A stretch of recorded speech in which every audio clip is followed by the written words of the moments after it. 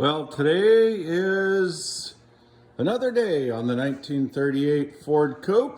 A little walk around here. Coming along nice. Today's hopes and dreams are to fix this little flange around the trunk.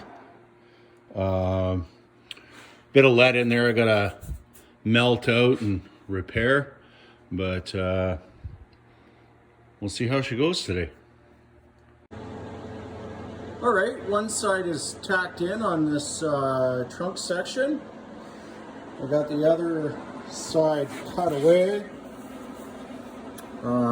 It's the first piece that goes in. It's kind of a two-piece type idea. There's a lot of lead in this area. I still got to melt it away. I can't weld right there at the moment because it's slightly toxic. Maybe in my younger days, baha. Now that little piece is just tackified in there.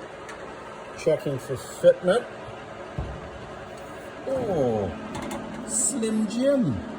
It's coming along. There's a little bit of a gap right here, so we'll just, you know, tack, tack, tack, tack, tack, tack, tack, tack it, tack it, tack it, tack it, tack it. Here's number 2 piece going in. Hopefully it all, hope the trunk shuts okay, or I'm in big doo-doo.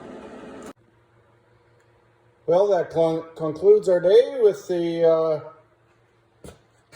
that little drip rail thing on the trunk lid. Took most of the day. I'm not going to show you my failed attempts. I'm pretty happy. The gaps are good. Hey, the trunk closes. That's the main thing.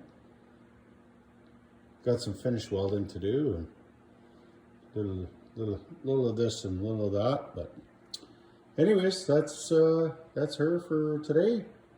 Thanks for watching.